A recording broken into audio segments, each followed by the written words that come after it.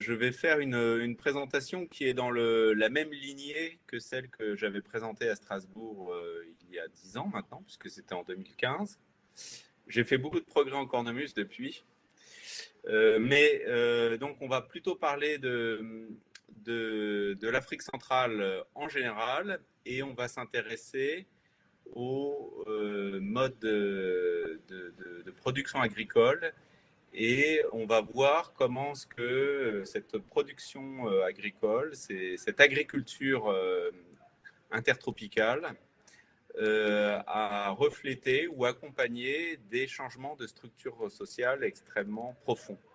Alors, comme tu l'as dit, Pierre, je suis fortement influencé par la pensée d'Alain Testard et notamment sur les questions de prestations matrimoniales. Et ce qui m'a beaucoup intéressé ces dernières années, c'est de réfléchir au lien qu'on peut essayer de faire entre l'anthropologie sociale, une anthropologie sociale, je dirais, classique, et les traces archéologiques. Est-ce qu'il est possible de faire se rencontrer ces deux disciplines?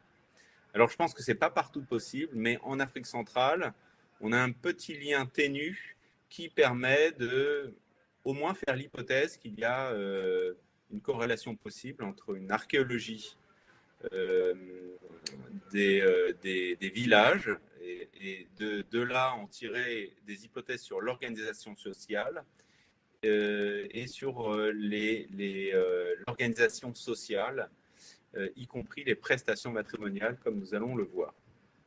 Est-ce que vous m'entendez toujours? C'est bien? Alors, Ah, juste un mot, je t'ai mis oui, ton PowerPoint et oui, je t'ai donné la main, c'est-à-dire que maintenant tu utilises les flèches de ton clavier, tu les fais glisser au d'accord. rythme que tu veux. Eh ben, je prends la main que tu me tends. Voilà. Donc, j'ai appelé cet exposé Changement agricole et changement de l'organisation sociale en Afrique centrale durant la préhistoire. Et cette préhistoire dont on va parler, c'est surtout les 3000 dernières années. Alors, est-ce que ça marche?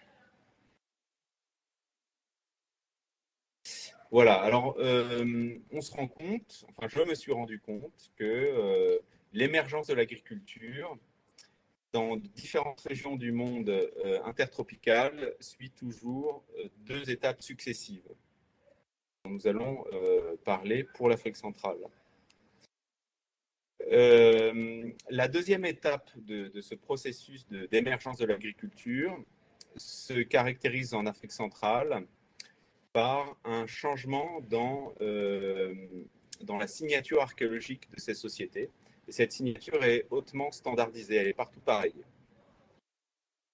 Et elle est partout pareille à partir de 2500 avant le présent jusqu'à aujourd'hui. Cette grande stabilité de la signature archéologique est très énigmatique parce que quand on a travaillé, comme moi, en Amazonie, par exemple, ou en Europe, sur 2500 ans, généralement, on a des grandes successions, d'importantes successions de phases chronologiques et culturelles, avec souvent des changements importants. Et là, ça n'est pas le cas. On a des grands horizons qui sont peu nombreux, qui recouvrent toutes ces régions, et même quand ils changent, ils gardent la même structure. Imaginez que pendant 2500 ans, par exemple, la peinture n'est jamais utilisée sur les décors de céramique en Afrique centrale. Alors qu'en Amazonie, sur un même laps de temps, on va avoir des cultures qui vont succéder avec de la peinture, d'autres avec du décor dit corrugado, etc., etc.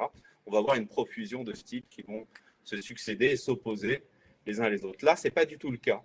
Et il me semble que c'est très énigmatique. En fait, nous verrons en conclusion que cette émergence de l'agriculture n'est pas révolutionnaire au sens où Gordon Childe le disait pour l'Europe, hein, puisqu'on parle de la révolution néolithique pour l'arrivée des pratiques agricoles en Europe.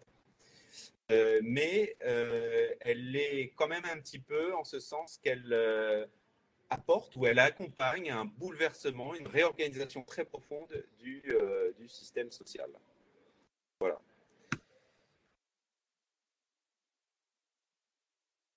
Alors, avant de commencer, je voudrais quand même montrer quelques photos d'Afrique centrale pour vous permettre de visualiser. Donc, on a une grande diversité de paysages. L'Afrique centrale n'est pas un pays, c'est une immense région qui a des paysages comme celui-ci. Là, ça c'est au sud-ouest du Cameroun, les chutes des Comcam, où on a de la forêt guinéo-congolienne Saint-Pérvirinte, très humide. Là, on est à l'est du Cameroun, on a affaire à des formations végétales sur des terrains cristallins très anciens de forêts semi-décidues, c'est-à-dire qu'une partie des arbres perdent leurs feuilles à la saison sèche. On a également des savanes, hein, comme l'Amazonie. On parle souvent de l'Amazonie comme d'un grand massif forestier, mais il y a aussi des savanes en Amazonie. Et évidemment, il y en a en Afrique.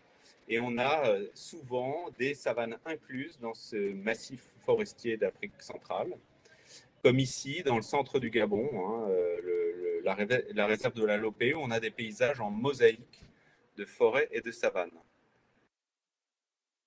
On en a également au nord de Yaoundé, comme ici sur les bords de la Sanaga. C'est une région où on a fait un programme d'archéologie préventive pendant 3 ans avec des collègues camerounais, et on s'est rendu compte que ces paysages en mosaïque, en tout cas à cet endroit-là, étaient très fortement anthropisés. Et imaginez que là, les sols sont sous la végétation ont une pédogénèse qui ont été très fortement modifiés par les activités humaines. On a également des paysages type mangrove, comme ici à Libreville. Hein. Libreville est sur ce qu'on appelle l'estuaire du Gabon, et on traverse l'estuaire, on est en 40 minutes de l'autre côté, et on est dans des superbes mangroves de ce type. Vous voyez donc qu'il y a une grande diversité de paysages, mais il y a également une grande diversité de sociétés. Alors là, vous avez la case patrimoniale de Banjul, qui est dans l'ouest du Cameroun, qui est un petit royaume en réalité. On appelle ça des chefferies, mais en fait, ce sont des royaumes. Il y a une myriade de royaumes avec un souverain, un conseil, même il y a probablement 2 conseils. Il y a des titres avec des lignages nobles et des lignages qui ne sont pas nobles. Il y a plein de hiérarchies qui s'entrecroisent. Tout ça pour vous dire qu'en Afrique centrale, on a une grande palette de types de structures sociales. On a des chasseurs-cueilleurs, notamment ce qu'on appelle très couramment et souvent grossièrement les pygmées. Mais on a également des populations de langue bantoue qui sont des agriculteurs villageois. C'est la majorité de la population. Mais on a également des agriculteurs qui n'appartiennent pas au groupe linguistique bantou et qui ont leur propre type d'architecture et également leur type d'organisation sociale.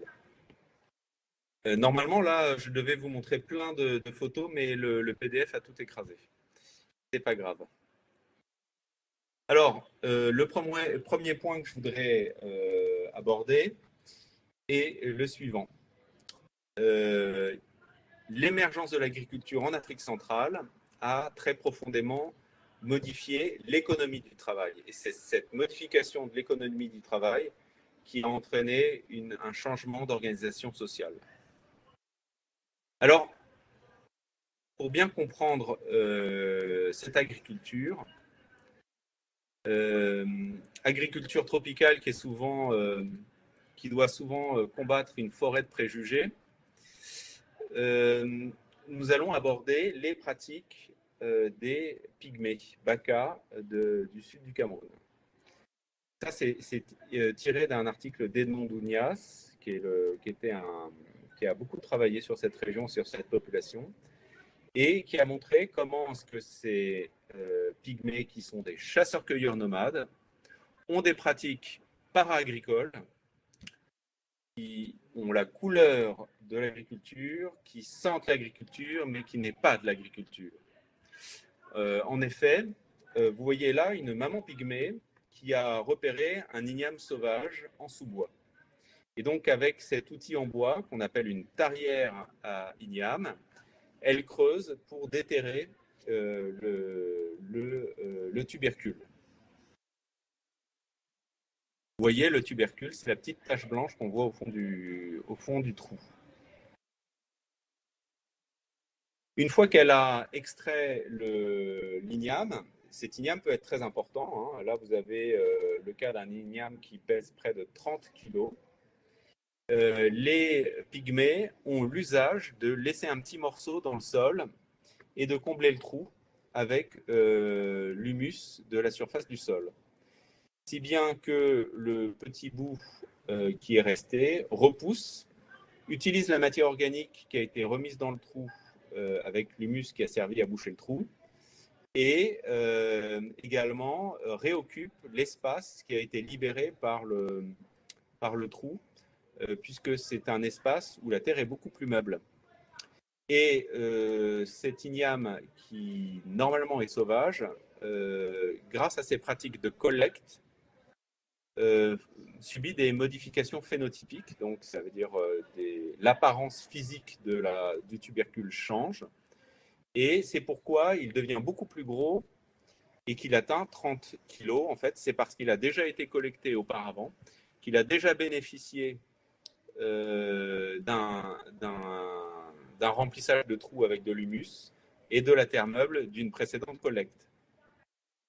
Donc en fait, on est dans un cas de collecte qui ménage la ressource et qui la booste, puisque normalement, un igname qui n'a jamais été collecté est tout petit et il est plein de fibres et de piquants. Vous voyez qu'une pratique de collecte par ces chasseurs-cueilleurs nomades permet à la fois de maintenir la ressource et également d'augmenter son rendement. Très probablement, ce type de pratiques sont à l'origine de l'émergence de l'agriculture durant l'Holocène dans cette partie du monde, dans cette région forestière, où il y a beaucoup de types d'ignames différents. On a d'autres exemples de pratiques, je dirais, vertueuses de la part des pygmées. Ici, c'est un article de Yatsuoka de 2013 qui est absolument remarquable. Hirokazu Yasuoka a suivi pendant 10 ans des pygmées, et il a noté les camps où il a fait étape. Et vous voyez le petit carré sur le plan, c'est l'endroit où il a planté sa tente. Et les petits C qu'on voit, c'est en réalité les maisons des pygmées.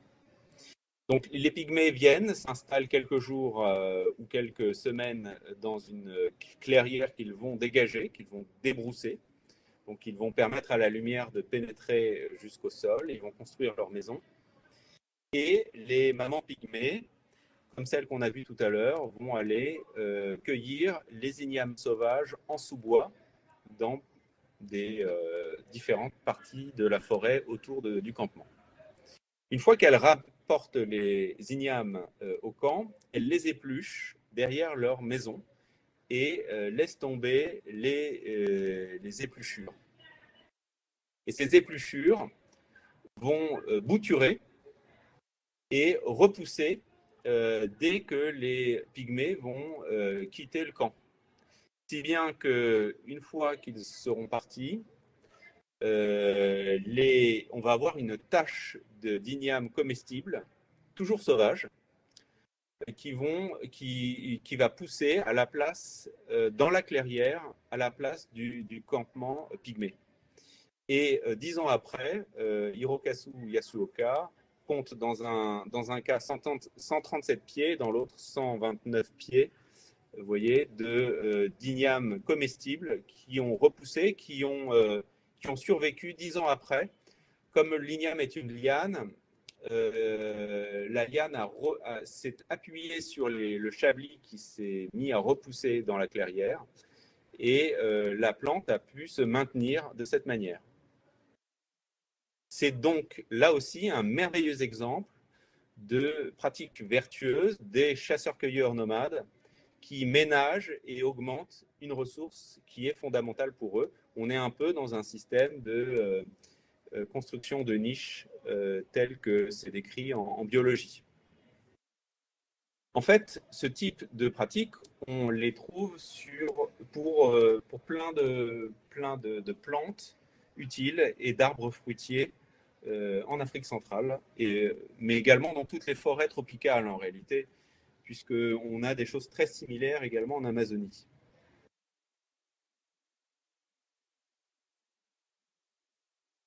Alors, évidemment, il y a les arbres fruitiers, et avec les fruitiers, on a des phénomènes très similaires.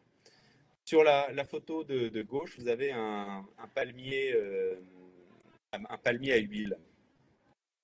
Et les palmiers à huile, on ne sait pas très bien s'ils sont domestiqués ou pas, s'ils sont plantés ou pas. Les données ne sont pas très claires. Mais ce qui est certain, c'est que quand un palmier pousse, on va le dégager, on va le soigner, on va lui permettre d'arriver à maturité. De même, quand les horticulteurs de la forêt font des ouvertures pour faire des abattis-brûlis, ils vont systématiquement épargner les arbres fruitiers. Et ce type de pratique cumulée dans la forêt pendant des dizaines et des dizaines de générations va forcément avoir un effet à long terme sur la structure de la forêt et l'enrichir de manière très importante. Ça, c'est vraiment le b.a.-ba de, je dirais, l'agriculture incipiente, typique des forêts tropicales, que ce soit en Amazonie ou en Afrique centrale. Mais par ailleurs, on sait, par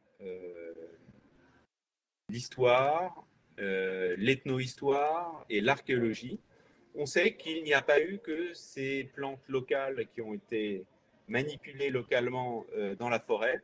Il y a eu également l'introduction de céréales qui sont d'origine subtropicale ou tropicale. Ici, vous voyez du millet, du mil. Le mil a besoin d'une très longue saison sèche pour pouvoir fructifier et a du mal à supporter l'humidité.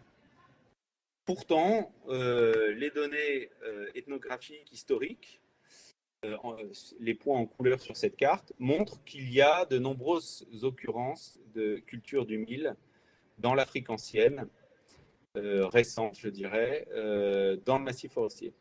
Mais il y en a également d'un point de vue archéologique. Ce sont les petits points blancs avec des croix dedans. Depuis une vingtaine d'années, les archéologues se sont rendus compte qu'en pleine forêt tropicale humide, on a eu des cultures de céréales qui ont été réalisées pendant des siècles. Cette question est très problématique. Au début, quand les archéologues ont vu ça, ils se sont dit « Ah, mais ça prouve que le climat de l'époque était plus sec. » Parce que comme le mil a besoin de périodes sèches, ça veut dire que le climat était plus sec. En fait, c'est pas le cas. Et les agriculteurs qui ont introduit et maintenu les céréales dans la forêt tropicale dans le passé ont mis au point, non seulement ils ont sélectionné des variétés plus tolérantes à l'humidité, mais ils ont également utilisé des méthodes agricoles pour créer des périodes de sécheresse artificielle. Et puis, il faut rappeler qu'il y a également des savanes dans lesquelles il y a eu également des aménagements agricoles que nous verrons très vite, très bientôt, en photo. Il faut quand même dire que cultiver de l'igname et du palmier à huile sont des plantes réellement originaires du milieu, c'est facile. Ce sont des plantes qui poussent toutes seules et qui sont originaires de ce milieu. Mais importer une plante soudanienne comme le millet, qui craint l'humidité, qui est un fourrage délicieux pour les éléphants et pour les oiseaux, et pour les singes, et pour toutes sortes de cochons sauvages, c'est très problématique. D'autant plus que c'est une plante qui a besoin d'un contrôle très aigu de la fertilité du sol, en plus de la maîtrise de l'humidité. Il faut également maîtriser son ensoleillement parce que c'est une plante en C4, c'est-à-dire qu'elle a un régime d'assimilation du carbone qui est lié à une forte insolation solaire. Or, dans la forêt, décider de planter des céréales qui ont besoin de beaucoup de lumière, ça suppose des essartages très importants. Donc, en fait, décider de faire des céréales dans la forêt tropicale, c'est une décision très lourde de conséquences.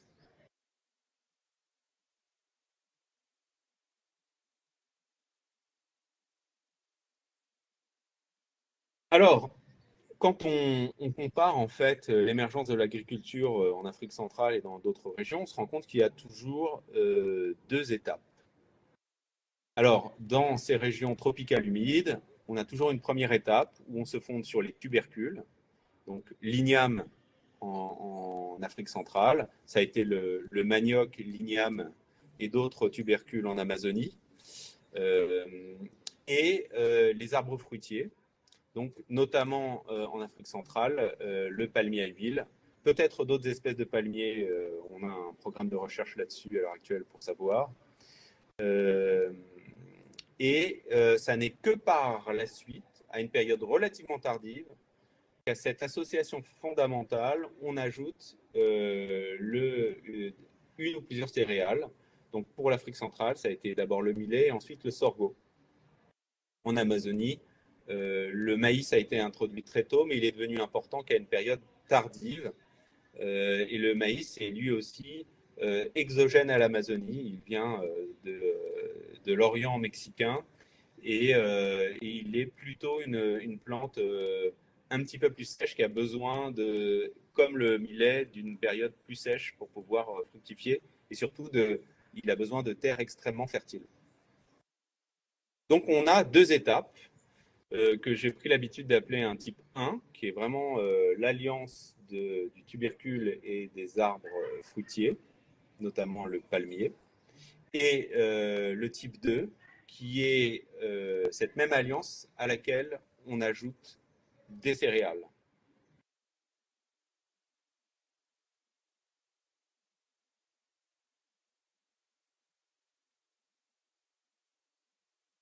Alors,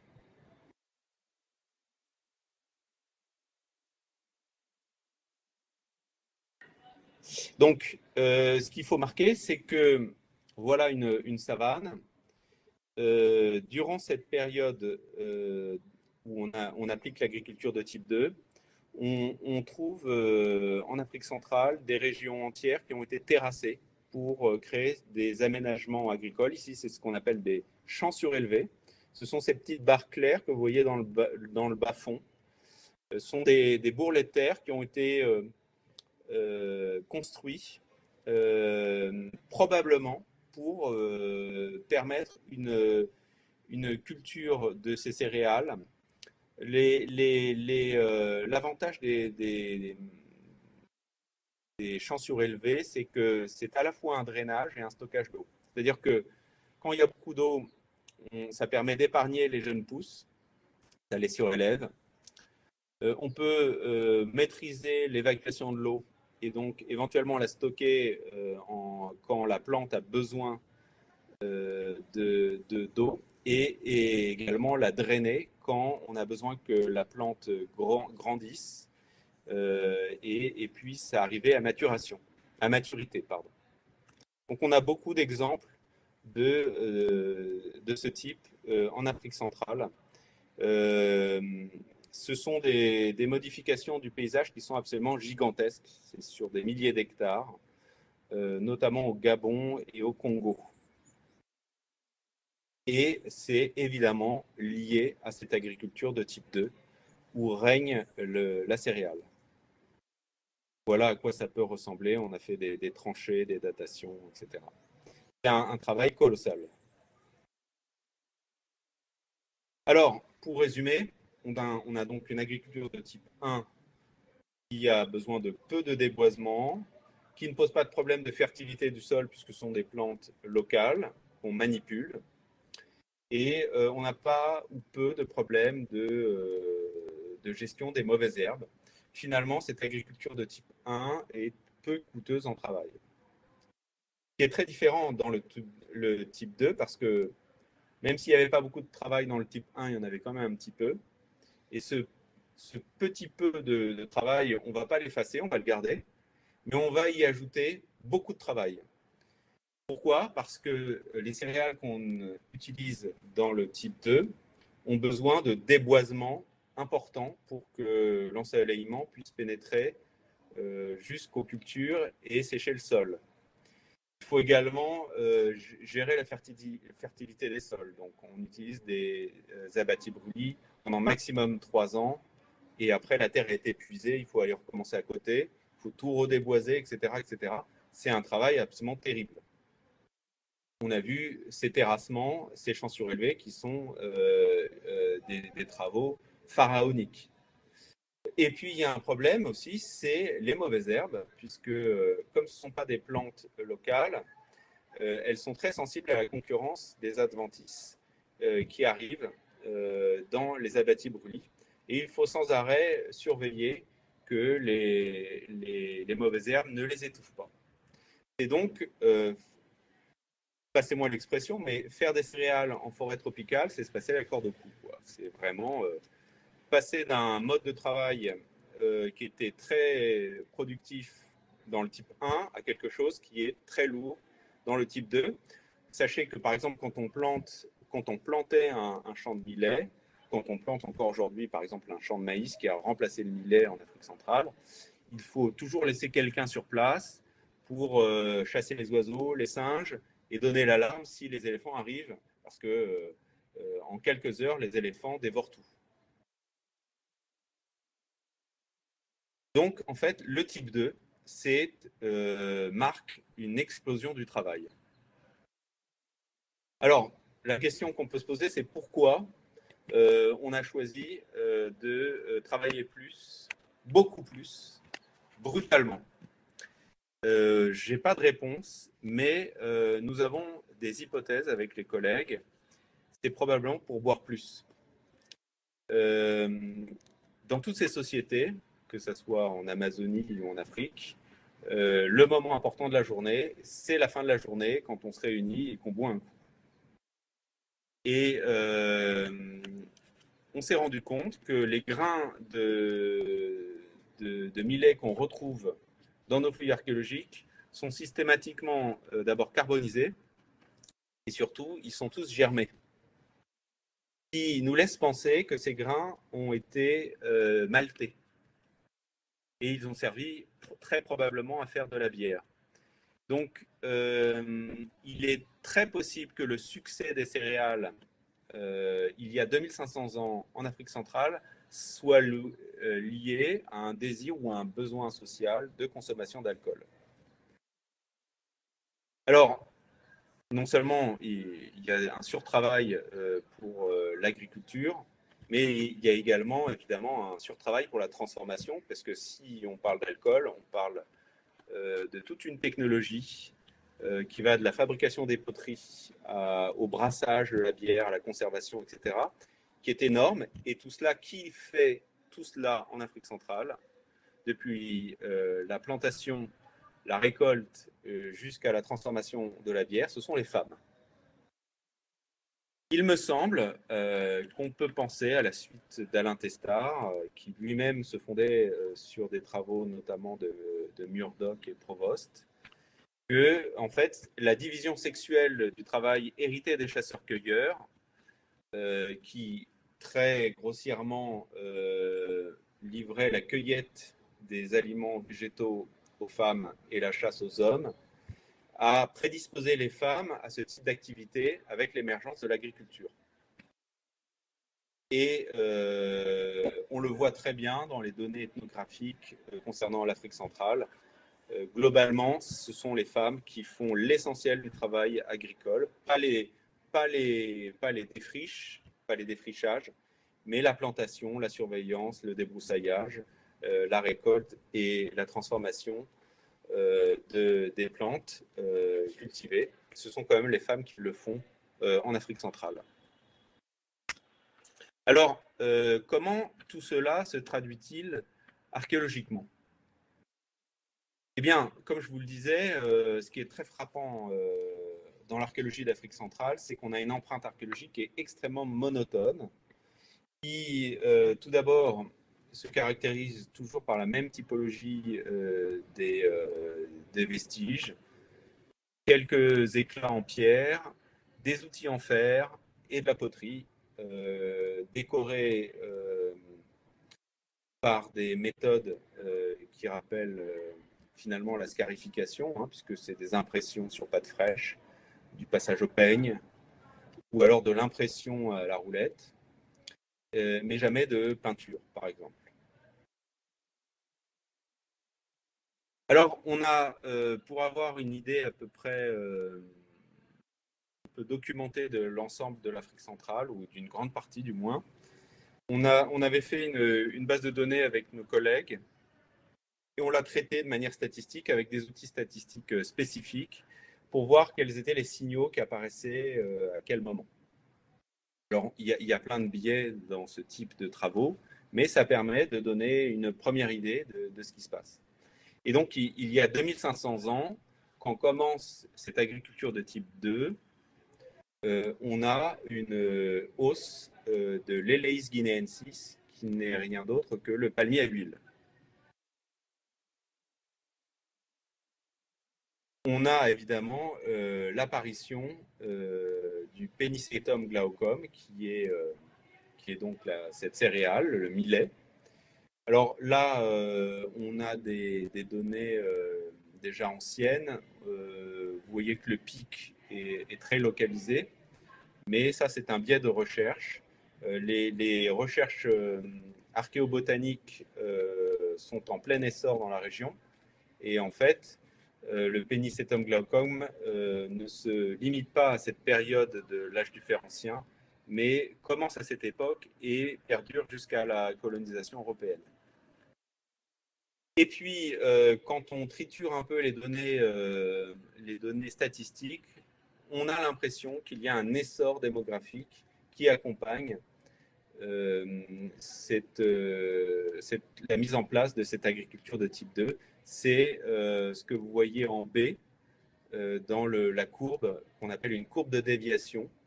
Vous voyez, on a une ligne noire qui remonte et qui a deux dents avant de redescendre. Donc, dans les deux dents, on a un remplissage en rouge. C'est pour signaler que cette déviation est positive. C'est-à-dire qu'elle dépasse les prévisions qu'on aurait pu attendre d'un point de vue statistique et elles traduisent probablement un essor démographique durant l'âge du fer ancien en Afrique centrale. Et cette interprétation statistique confirme vraiment notre sentiment sur le terrain, puisque dès que l'on fait de la prospection en forêt, on trouve des sites archéologiques un peu partout, notamment sur les collines. On trouve des charbons absolument partout. Il y a eu une époque où il y avait du monde absolument partout dans la forêt d'Afrique centrale.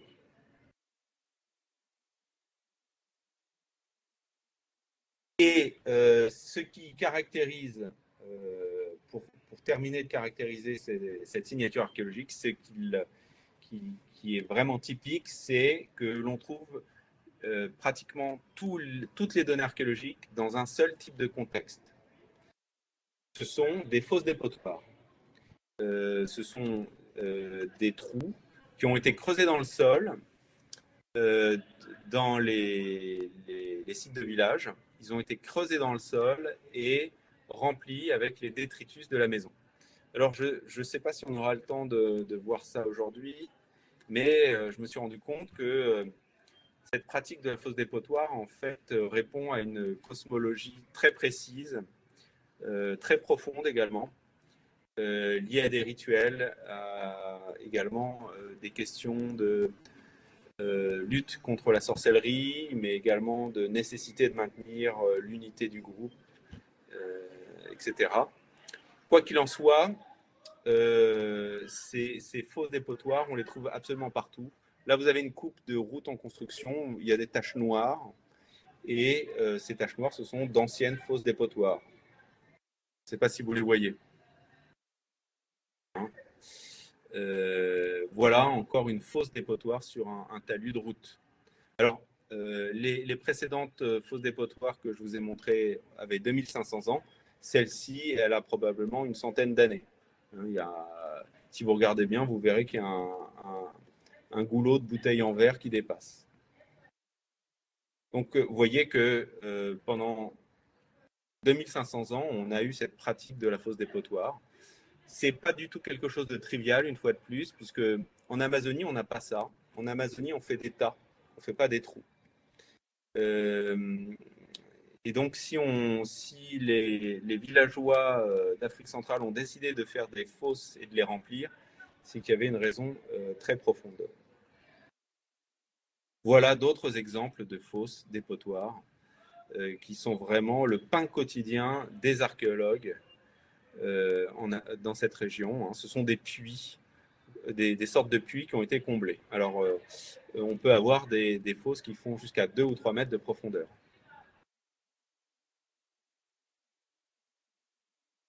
Vous voyez, là, c'est au sud du Cameroun. Alors, quand j'ai commencé à m'intéresser à ce phénomène des fosses, je me suis demandé si on pouvait en tirer quelque chose. Et quand on prend tous les sites à fosses, à force de les regarder, on se rend compte que ces fosses ont tendance à s'aligner. Là, vous voyez que on a les fosses sont donc les ronds rouges et les ronds noirs, et notamment dans le groupement qui est en haut, on devine qu'il y a des alignements. Là, vous voyez que les fosses forment un espace en U et qu'il y a comme une place centrale. Et je me suis demandé pourquoi. Qu'est-ce qui pouvait expliquer ces dispositions spatiales répétitives des fosses dépotoirs, alors que ce ne sont apparemment que des fosses dépotoirs? C'est là où l'ethnographie m'a beaucoup aidé. Cet alignement de fosses rappelle évidemment les villages-rues des données de l'ethnographie, je dirais, précoloniale. Ce qui est vraiment typique dans la région, c'est des villages avec des alignements de maisons. Les gens ont souvent considéré ces alignements de maisons comme une influence coloniale. Et je pense que de manière générale, les ethnologues récents ont eu tendance peut-être à surestimer l'impact de la colonisation parce que ces villages sont le long des routes. Mais quand on lit en détail les textes des premiers explorateurs, ces villages sont toujours sur des routes et ils sont toujours avec des maisons alignées. Vous voyez d'autres exemples. Hein. Alors, le précédent, c'était au fin fond du Congo démocratique actuel. Là, vous avez les Lessa, c'est au Congo. Le dessin de droite, c'est au sud du Cameroun, chez les Fans. Voici des photos en Guinée équatoriale où on voit l'alignement des maisons constituant comme une sorte de rue. En fait, ce n'est pas une rue, c'est vraiment une place. En fait, cette tendance à faire des villages alignés, c'est vraiment un trait de civilisation qu'on retrouve dans toute la forêt du Congo. j'ai fait une petite base de données et vous voyez que on les trouve pratiquement jusqu'à la région des lacs.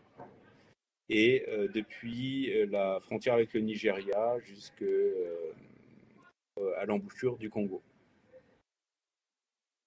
Or, certaines données ethnographiques nous disent que derrière chaque maison, on creusait une fosse dépotoir. Donc, en fait, les fosses dépotoirs, leur position, nous indiquent indirectement sur la spatialité des villages, puisqu'on sait, grâce à ces témoignages ethnographiques, que les fosses sont derrière les maisons. Ils sont derrière les maisons parce que chaque maison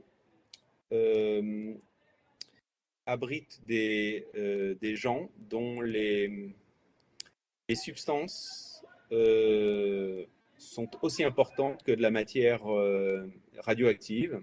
Il faut que ces substances qui transitent par les corps ne soient pas utilisées par une magie adverse. Et pour cette raison, les chefs de village, mais également les femmes, balayent plusieurs fois par jour le village, la place centrale, les alentours de la maison, pour que toutes ces substances corporelles qui transitent et qui passent par le corps soient mises à l'abri dans un coffre-fort, et ce coffre-fort, c'est la fosse dépotoir. Donc vous voyez qu'on n'a pas du tout affaire à une simple question d'hygiène, mais à une vision du monde qui est liée en fait également, lui aussi, à un système social. Alors, vous voyez que, par exemple, sur ce village du Gabon, qui a été cartographié en 1912, on a exactement ce système. Donc, on a un village qui est un peu finalement comme un intestin par lequel transitent des choses qui rentrent et qui sortent, qui passent les corps de garde et qui se distribuent dans les maisons. Et digérées par ces maisons, elles terminent dans des fosses dépotoirs qui sont derrière ces maisons. Voilà, ça c'est pour la dimension spirituelle de la question de la gestion des déchets. Comment fonctionnent ces villages rues? Eh bien, en fait, quand on fonde un nouveau village, il y a un chef de lignage qui construit sa maison qui est en bleu foncé sur le petit dessin. Et ce chef de village construit ensuite perpendiculairement à sa maison les maisons de ses épouses en bleu clair sur le dessin. Si le chef est talentueux, s'il a de la chance, il va obtenir des filles, des enfants de sexe féminin, sur lesquels il pourra récupérer un prix de la fiancée qui lui permettra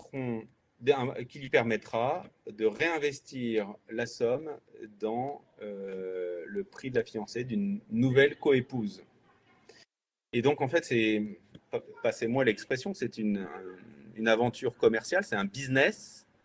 Et le chef de lignage qui est talentueux et qui a de la chance, eh ben, petit à petit, son village va grandir. Il va ajouter les maisons de ses coépouses.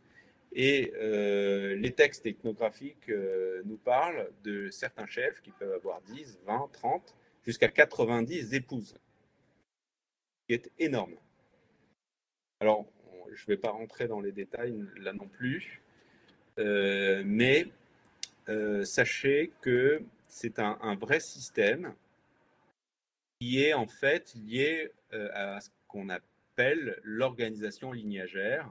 Alors pour les étudiants qui ne seraient pas complètement up-to-date sur la question de l'organisation lignagère, qu'est-ce que c'est?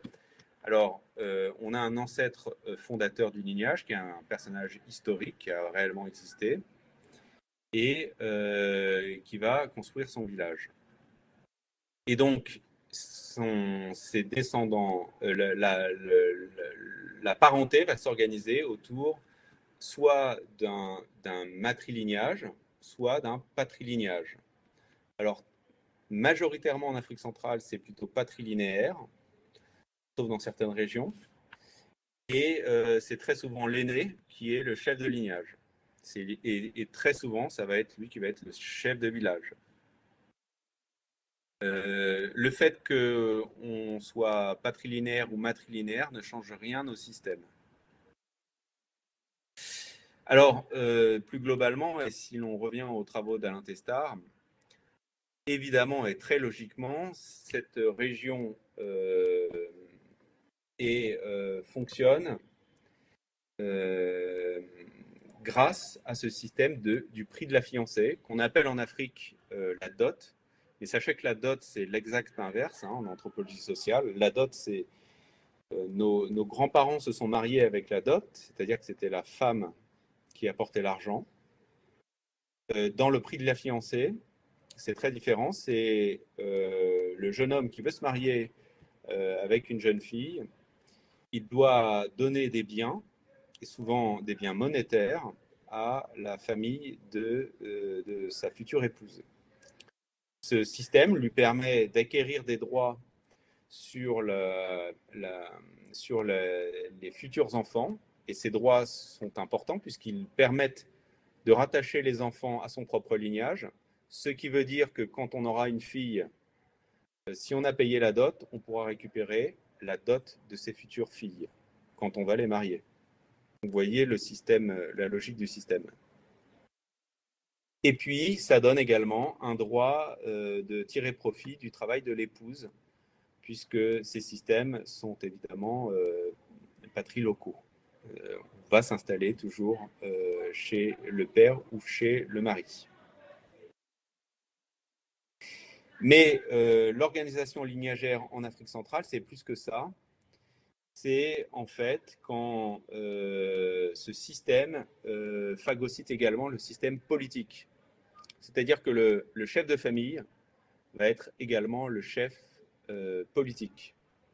Donc, c'est comme si on superposait le cercle de l'organisation politique et de l'organisation sociale, ce qui n'est pas du tout le cas, par exemple, dans la cité grecque, où on a une claire distinction entre l'organisation sociale et l'organisation politique.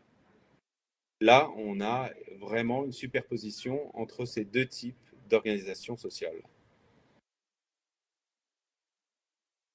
Pour toujours les étudiants, si vous voulez approfondir la question, le fondateur de l'étude des sociétés lignagères, c'est Evan Pritchard, et vous pourrez trouver d'intéressants résumés dans les deux ouvrages d'Alain Testard, Éléments de classification des sociétés, ou dans Principes de sociologie générale, qui est sorti il y a 1 ou 2 ans, je crois.